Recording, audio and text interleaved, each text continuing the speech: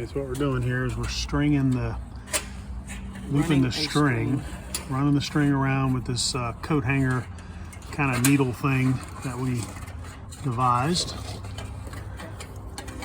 A little bit of a Peter to do this, but in the end it's the right way to do it. You want to run the string on the inside as much as you possibly, run the wire, I should say, on the inside as much as possible. You know, that way you avoid possible chafing and cutting through the wire along the way. But you have to do this fishing on each one because of this. There's a rib as you go down.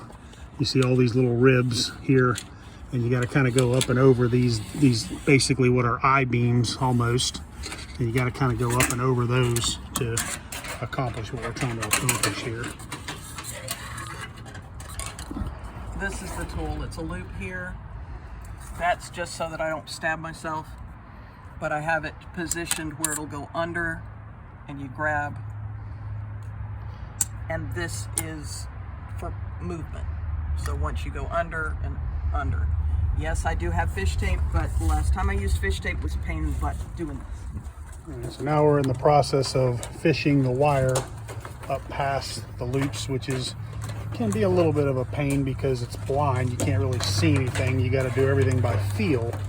But you know, we've already done the other side, so kind of figured out the little easiest way if there is one. And you want to leave this where you can grab it. You don't want to just stick the string through, because the string will hit the raw edges and cut, and then you're back at square one. Right. So leave yourself, when you run the string through, leave yourself a little bit of slack to you know, make sure that you can kind of pull it on through. Like she said, you don't want to make it too tight because those edges are super sharp. They're not finished, so those edges are really sharp, and you have this lovely edge right here. Yeah, where they kind of made the corner there with the side railing here. They just kind of cut it and bent it, and they didn't really finish it either. So yeah, there you go. See how I got caught right there?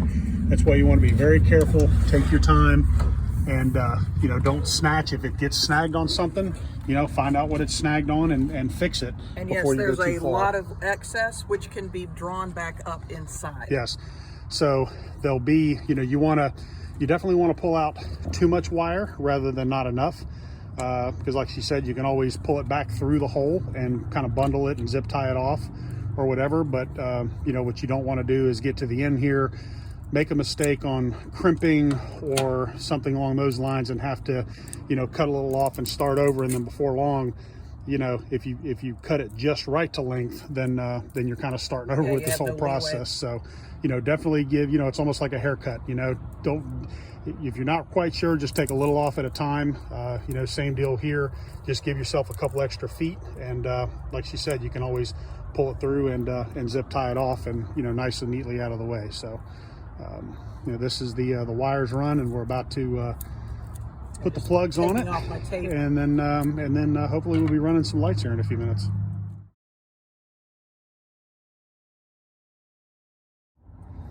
All right, so we're just kind of prepping the end of the wire here to put the ends on. Don't really have a kind of forgot a razor blade, so we're just using some scissors, which, you know, whatever gets it done. My wife here is I left pretty my precise. little scissors on the other side, but yeah, I just don't feel like walking all the way over there to get it. She's pretty precise and can see like an eagle. So only up close. Yeah, the glasses are for far away stuff, but up close, I mean, yeah, she's extremely well visioned, I guess. That's you could say. That's my superpower. I can see in the other dimension. So just kind of giving ourselves prepping the ends here to crimp the crimp the plug.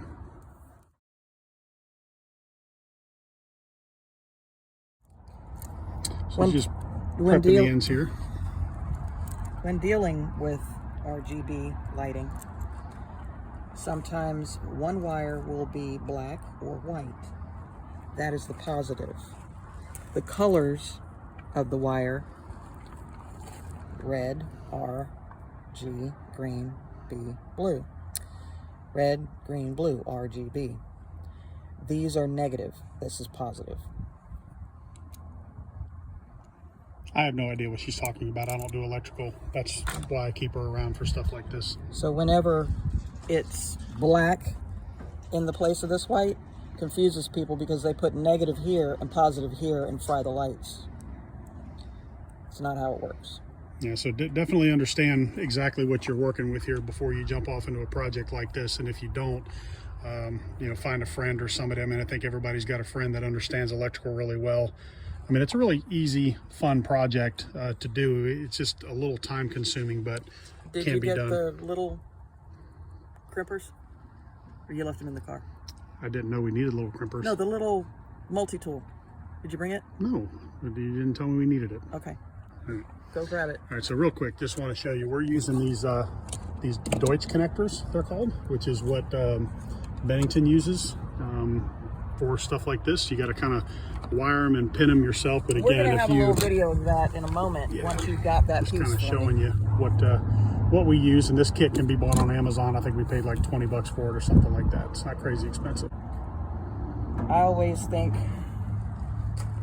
you've got to remember it's opposite of how you made it. So the pinouts were positive, which is the white or the black wire. Green below it. Across from green is red, and above on the same side as your positive is blue.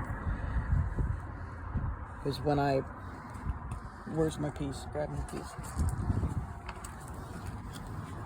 This is the assembled light that we've already checked and made sure everything worked right and everything like that. So before you push it on, make sure that your wires are correct. White, green, white, green. Blue, red, blue, red.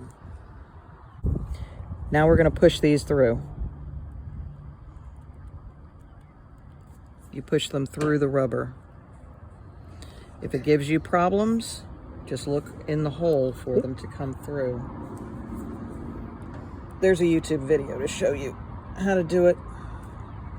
A little bit of a pain here, but this is what makes them... You can also do it this way. Yeah, a little bit of a pain, but it's what makes it waterproof and the proper plugs to use for this particular style project. You just don't want to have any problems. I'm doing this really easy because they can bend. Can you use any kind of like a small dab of lubricant or something to get them through, or? Probably use dielectric grease, but I don't have any with me right now. Okay. Pro tip. Use a little dielectric grease on the ends, and it'll probably help them slide through a little better. But it'll also make your hands slippery. But it'll also make your hands slippery. But just be patient with it. They'll go. See, I was about to flip it. Yeah.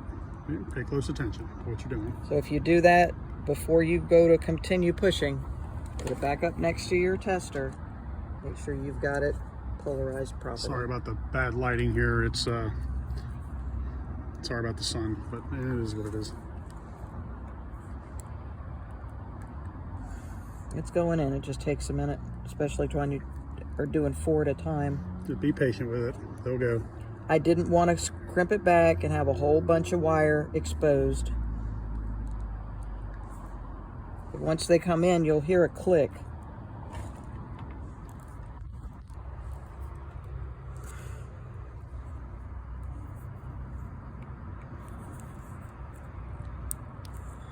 There's one clicked.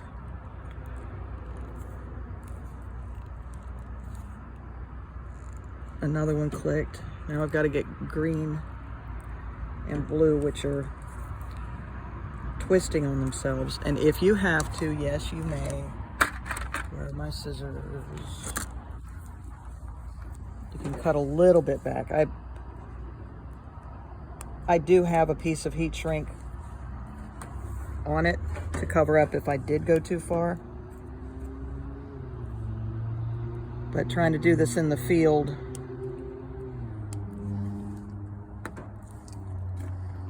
it's a little difficult. And don't cut your wires. Okay, because then you're starting over. And they don't give you extra pins. Yeah, they don't give you extra pins. They give you just enough.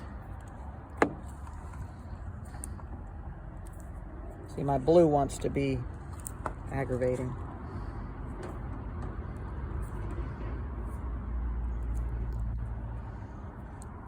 and have needle nose. I didn't take my car, so I forgot the needle nose.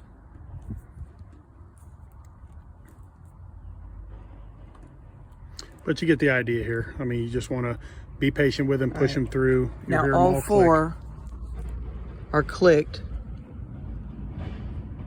in. You can see the bottom ring at the clip. Then, once that's in place, you take this, and that's where needle nose would come in handy. But this will hold them in place. But before we do that, I'm going to test. No, I can't test. Never mind. Not going to test. I'm probably going to regret saying that, but I'm not going to test. So I don't have the inside one done yet. So now it's locked in place. Plug in again. I measure multiple times and cut once. So now that one's connected. Now we've got a nice... We're going to leave it connected when we tape it so we can see where this is going to go. I've given myself a little leeway for mounting purposes. And once that's done, then I can draw up the slack when I do the inside plug.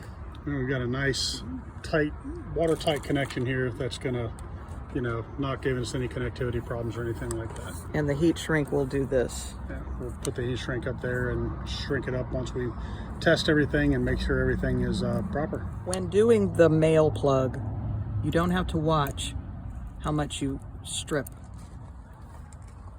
because when you test fit, you'll notice where the wires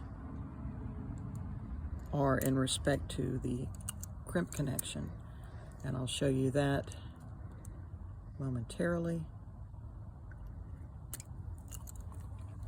When you do a female, you want it to be even smaller than that. By doing a male, it doesn't interfere. My green got pushed back by the wire stripper. Made a lump. This is our first video, so we're kind of fumbling through this deal here. Are you able to see that? Yep, it's tiny. This is to hold the insulation. The other one is to hold the connection. Perfect size. That is the proper crimp. Because I'm using a set that I got off of Amazon. Show you the set here real quick just so Not y'all that can... set. Oh, not this set. Whoops. Well, yes, that set, but no, that's not where I'm going. The tool I'm using is this style. And it's supposed to just, you're supposed to lay them here. Well, the hump is on the wrong side. So I have to squeeze them down just a slight bit so that they will fit.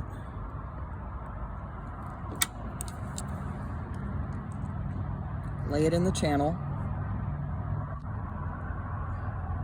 Then just let it click once to hold it in place. Then I take the wire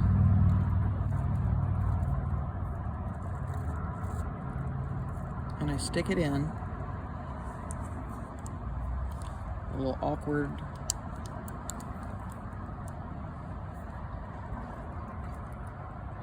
And then once I stick it in, and don't go too far, because if you crimp on the pin, it's going to screw it up. But it's in now. And if something happens, like right here, it's grabbing a piece of wire. There's a release.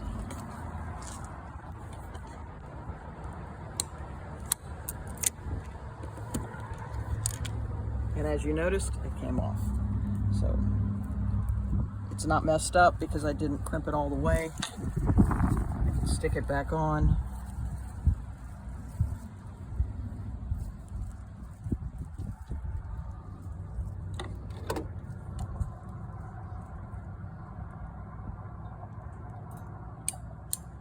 very carefully. Now it's recovered, it's fixed. And the trick here is just being patient with it, because again, they only give you they only give you a certain number. I mean, they give you an exact number of pins. Okay, so again, the trick here is to be very, very patient. Take your time, because you basically only have enough for our particular boat, the way it's wired. You know, we only have enough to do. You know, in other words, you can't afford to screw up here, because then you're ordering or trying to find more pins, or, you know, whatever the case may be. And I'm using 3 females, 2 males. So again, in our case, we do have extras should we have some kind of a problem or anything like that, but that may not always be the case. So just take your time and be patient. And that's where the piece goes. When you hold it, 1 click, stick it in the hole, watch where they go, make sure they go in the hole or in the pin, and then crimp. Done. Action. All right, seems like it's redundant, but it's not. I'm doing a female. I'm not going to put heat shrink around it because I didn't bring a big enough piece, and I'm putting 2 into each pin for the female side. Basically, I'm making a Y, and I've got this kind of held there so it doesn't jerk back at me. So I'm giving myself an ample amount of leeway with the wires.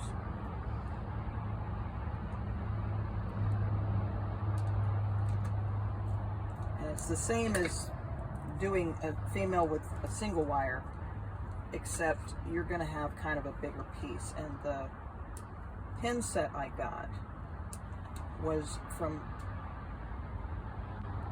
it was up to 18 gauge, so I'm hoping that I can still get the wires in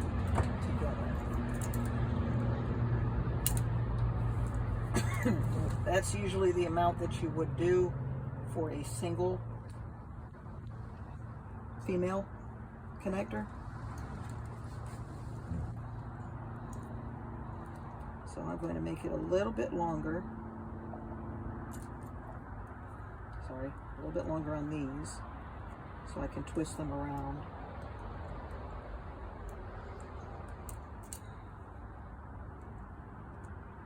And watch, if you're using this tool, watch it, because it likes to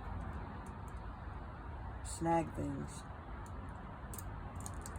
It's about 10 millimeters, 3/8 ish.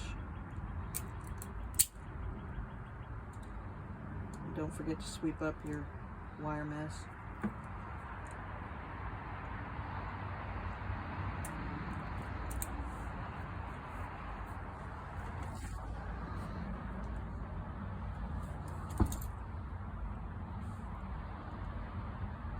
A lot of what I do is on the fly.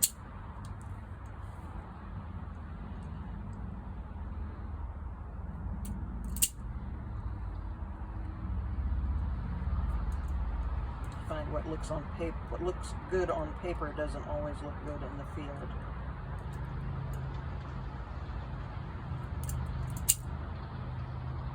Last one.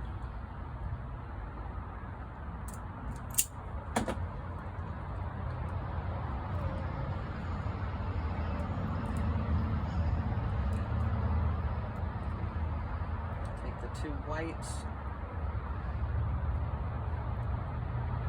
Take my set and see if this will fit. There's another option if you can't get it to fit, and that's wire it a little further up the neck, if you want to call it that.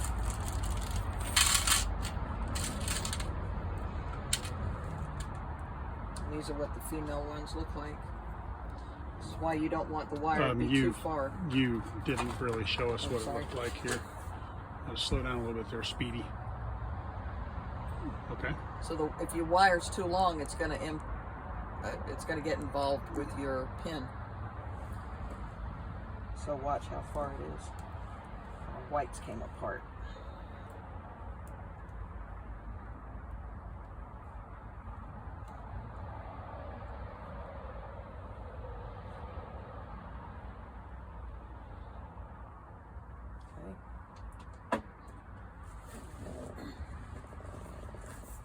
You're gonna need to vacuum. I'll worry about that later.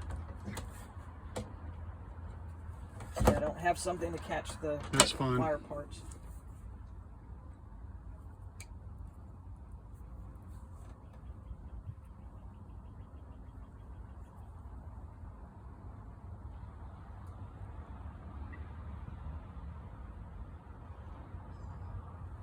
Okay, I got it in.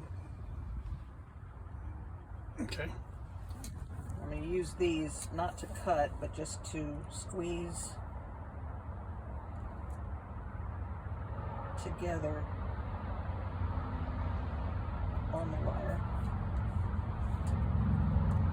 just to keep it in place.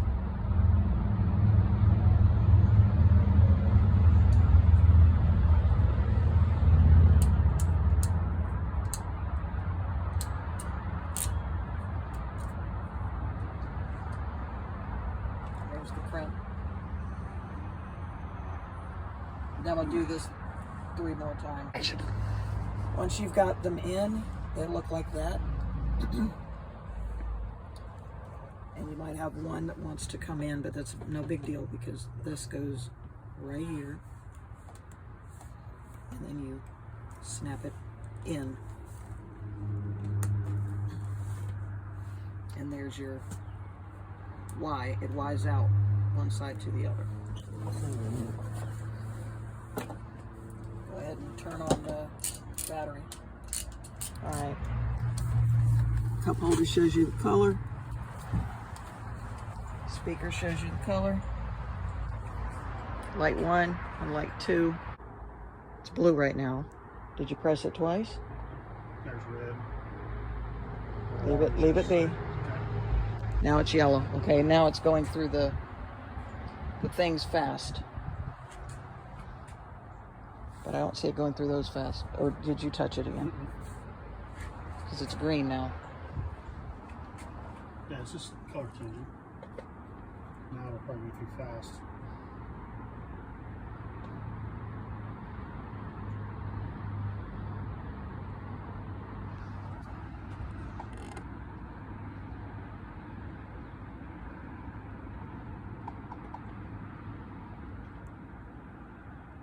There they go. They're fast now.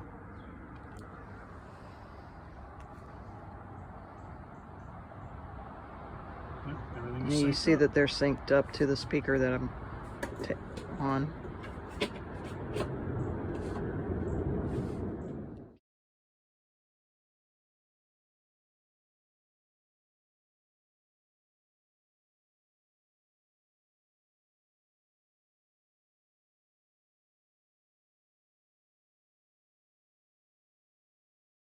And watch out when you're cleaning underneath. Yeah, for sure. I was going to go over that, but may as well do it now. So this is where the lights are going to attach, this little area right there. I'll move your finger in front of this one. Right, there we go. That edge right there. That's where the lights are going to attach. So what you want to do is get in there. What I did was I went in with a Clorox wipe and wiped them down real good, made 2 or 3 passes with a clean wipe to make sure that they were extra clean. And you can see from my shrapnel here that you know, it's pretty dirty underneath there. This is the first pass, and then it got cleaner and cleaner as I went.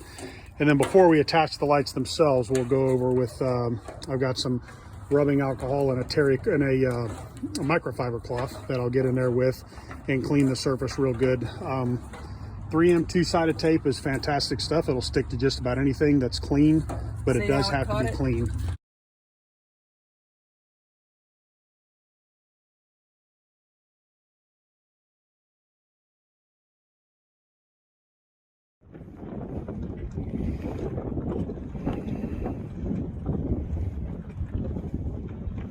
Actually, I start right here on my finger. So we're going to start about 4 or 5 inches forward of the weld. And they go back to right here, this rivet by the back cleat, which is where it stops. I couldn't go any further back than that because the rivet's in the way, and that's where the wire is.